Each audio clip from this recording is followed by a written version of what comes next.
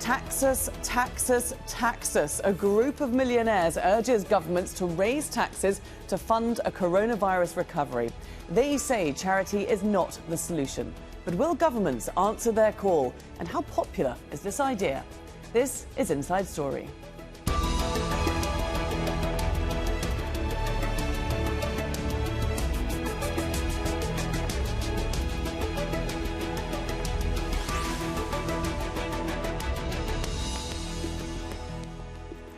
Hello there and welcome to the programme. I'm Laura Kyle. The coronavirus crisis seems to be spinning out of control. On Thursday, the world recorded its worst single-day rise in infections, almost 250,000 in just 24 hours. Cities that had declared a tentative victory are falling back under lockdown one by one. The return of restrictions is an economic disaster for many countries already suffering from the first wave. Governments say they're doing what they can and some are bailing out flatlining industries. Others have chosen to spend big to create jobs, encourage spending and reduce individuals' debt. Whilst others have chosen welfare and public sector cuts, as well as a rise on VAT. But all these measures are not permanent fixes and they're expensive, with the money having to come from somewhere. Now, one group of millionaires is saying that the cash, or at least part of it, should come from them. The collective of 83 wealthy people from around the globe, calling themselves Millionaires for Humanity, have penned a letter. The headline: raise taxes on people like us immediately, substantially, permanently. We have money, lots of it, money that is desperately needed now. They say we can ensure we adequately fund our health systems, schools and security through a permanent tax increase on the wealthiest people on the planet, people like us. They're asking governments to force the world's richest to help ease the economic burden, ending the letter: taxes, taxes, taxes. It's the right choice. It's the only choice.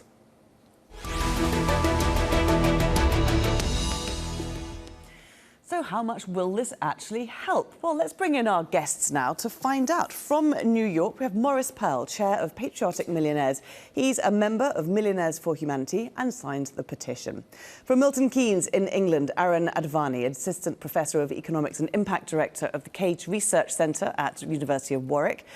And from London, Anna Keister-Arendar, Head of Inequality Campaign and Policy at Oxfam. Thank you all very much for joining us. Maurice, let's start with you. What inspired you to write this letter? Sure. We are very concerned that we're moving in a direction we're going to end up with a few people with all of the money and millions and millions and billions of impoverished people around the world. And that's not the kind of world where I want my children and grandchildren to grow up. I'm very worried that we're moving in the wrong direction and that we have to take drastic measures to stop this growing inequality and to have the opportunities for my children to grow up in the kind of world I did, with most people being able to afford their basic living and being able to afford to shop and buy expensive things and do all the things that help our business people and investors, frankly, get rich. And do you feel that this is the only way that you can achieve this? Well, this is the main thing we need to do. We need to change the direction we're going of having a few rich people and lots of poor people. So we need to take some money from the very richest, the people who've made billions and billions of dollars by their businesses like Amazon that deliver things to people being more valuable, and have some of that to benefit the millions and millions of people who are unemployed and not sure where they're going to be getting money to pay their August rent. Aaron, is this a good idea? I mean, I think it has to be welcomed. When I talk to policymakers all the time, they will say, yes, there's polling that says normal people would like taxes to go up on the wealthiest people. But the problem is the people who are answering those polls aren't the people who are going to pay the tax. So maybe the worry is, oh, the people at the top who will pay the tax, they won't like it and they will kind of respond.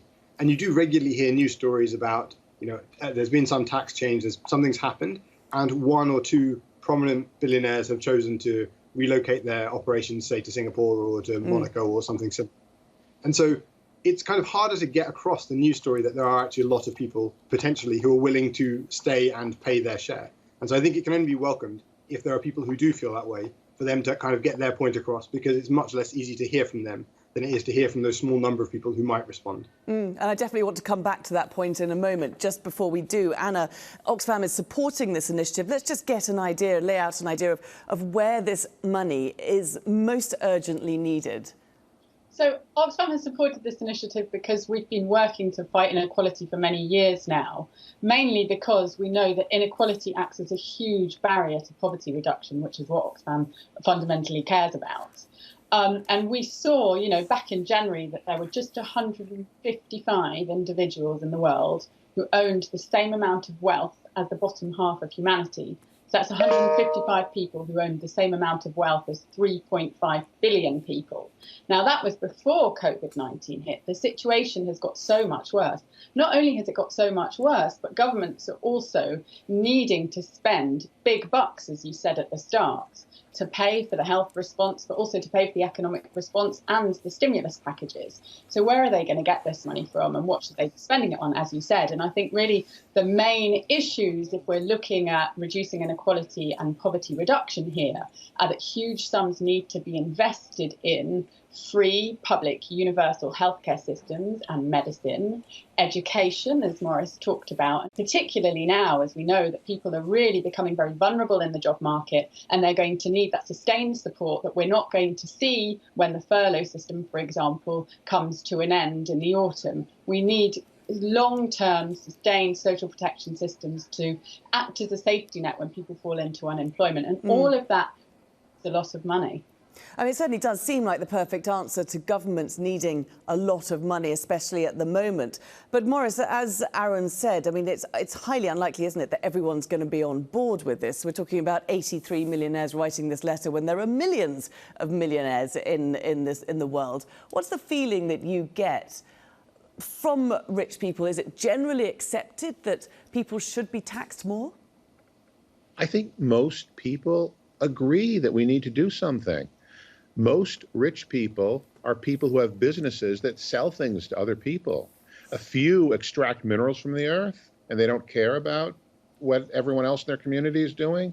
But most people become wealthy by having some kind of business that depends on everyone in their community having enough money to participate.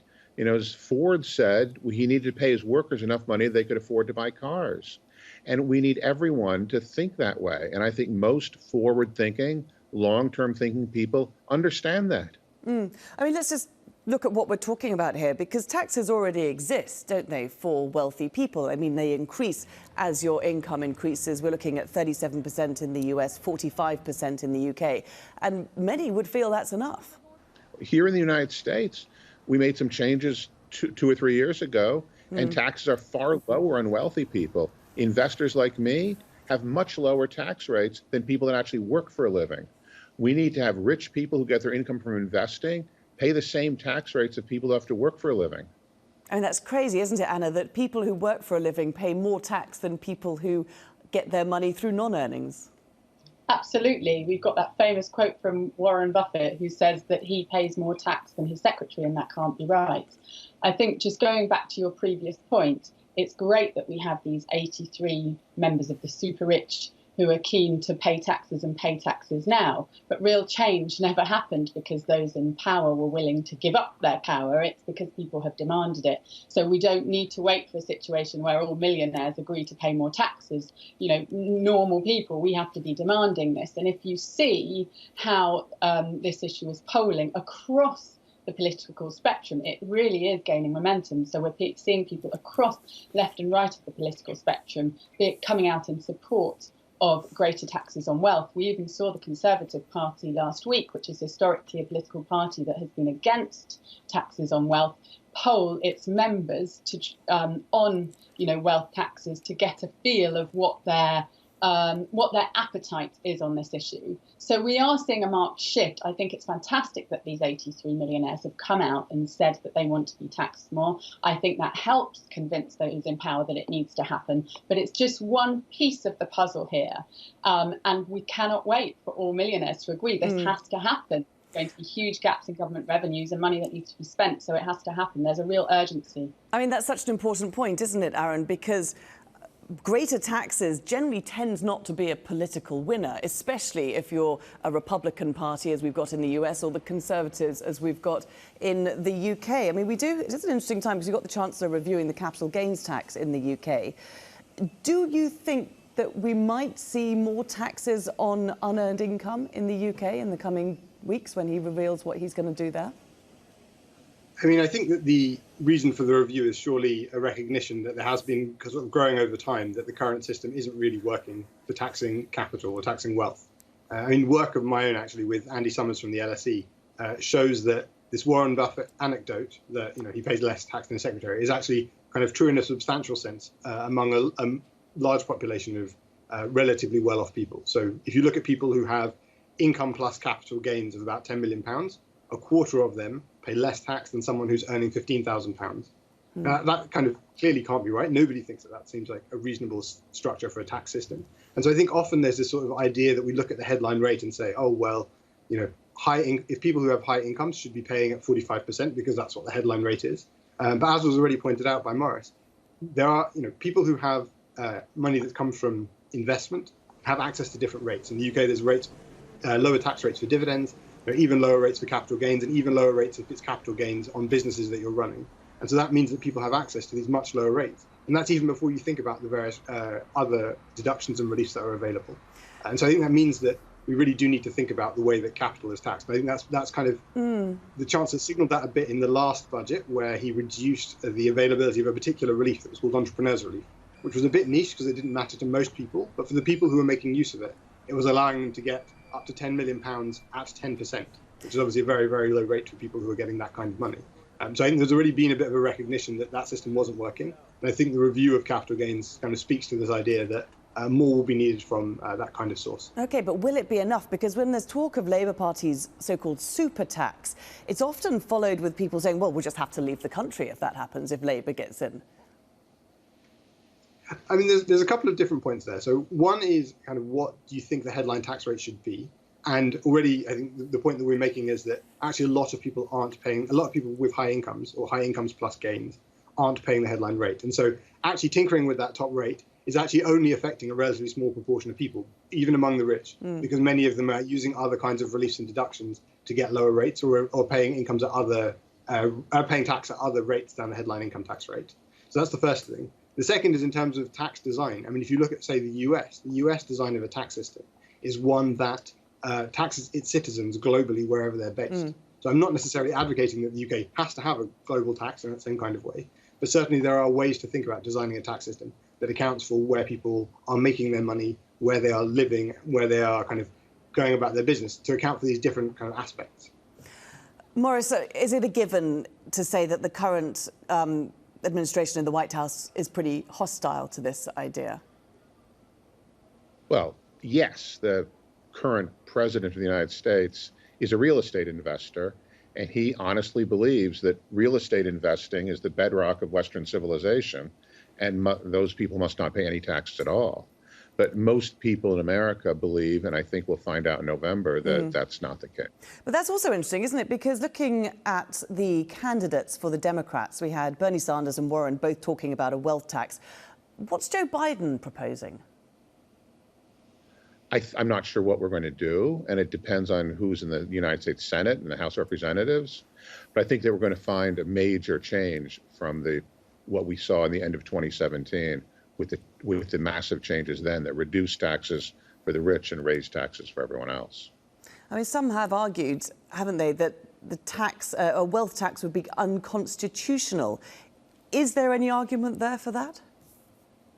Well, I think that there's different kinds of taxes. Most Americans already pay a wealth tax because they pay property taxes on their homes, the real estate where they live.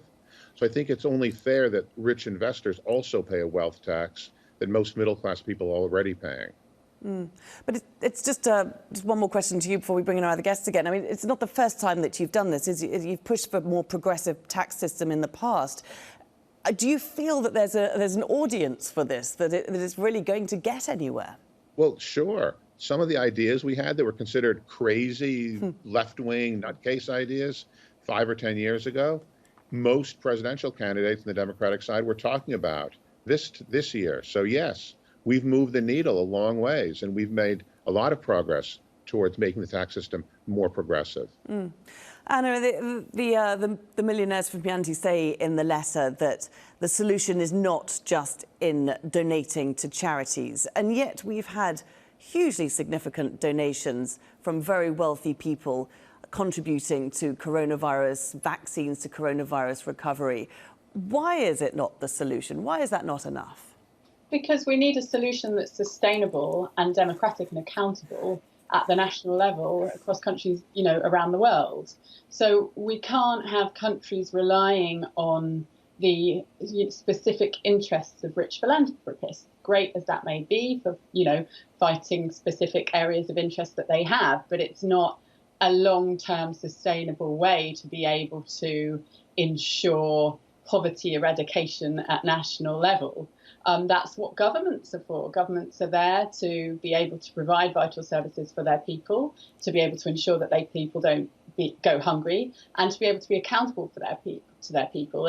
And taxation and expenditure on these vital services are a key, fundamental part of the social contract and of our democracy. If I could just make one point related to your questions to Maurice, I think it's important for us to remember that there is strong historical precedent here. So in the US after the Great Depression, in Europe and the US after the Second World War, taxes on the richest were increased substantially. I think after the Great Depression, in the US, they went up to 75% top-tier taxes. Here in Europe, after the Second World War, they went up nearly to 90% for the very top tier. So we do have historical precedent here. We can also see that the increase in taxes on the richest at those points did have significant and enormous benefits on, reducing inequality and poverty levels at that time. It's just since the 1980s that we have seen a reduction in those top-tier tax levels. OK. Aaron, we've got the G20's finance ministers meeting this weekend. Do you think this is going to be on the agenda? Is there a significant momentum here? I mean, I think one dimension of tax that we haven't really focused on so far, but that probably will be on their agenda, is this sort of focus on multinationals. So we've seen this kind of push by the OECD initially kind of to have a collective approach to thinking about how you tax multinationals, because there's always this worry that we also saw this week the European Commission view get rejected by the European Court of Justice, that the European Commission had said that Apple had to pay tax to Ireland. The ECJ now said that that tax should be repaid back to Apple. It wasn't owed. And the reason for that was basically it wasn't tax that was due on activity that was taking place in Ireland. It was sales that Apple was making elsewhere. So it wasn't Irish tax to be collected. Other countries in Europe weren't saying you should tax this profit given that it was going through Ireland. And so because of the way the system was kind of set up, the ECJ said, well, under the current system, unfortunately, we can't really allow you to let this tax get collected. But I think what that highlighted was that the system is one that's not really working. And so I think there's been this push through the OECD to try and do things. The US has said that for now, they're not really willing to cooperate with that. And so France thought about introducing a digital services tax, but has paused it. The UK currently is planning to bring in its digital services tax, although it's not clear, we'll see whether it actually kind of fully comes into force and stays in place. But I think it's clearly part of the agenda to think how you tax these kind of big multinationals better, because there's clearly a lot of money being made there, and it's not clear that it's being taxed anywhere. Kind of international tax treaties were originally set up to try to avoid double taxation. They weren't set up to make sure there was no taxation in any location. And that seems to be what we're getting for some multinationals. And I think some sort of new setup for that is needed, and it's going to require international cooperation if it's going to be done effectively. Otherwise, the only option will be unilateral moves by countries in a way that will lead to, for some other firms probably, issues of double taxation and of kind of competitive pressures in a way that's not really what we're designing the system for. What we're trying to do is to make sure that everyone is paying tax somewhere and in a legitimate way. And regulating individuals is easier than it is to regulate multinationals?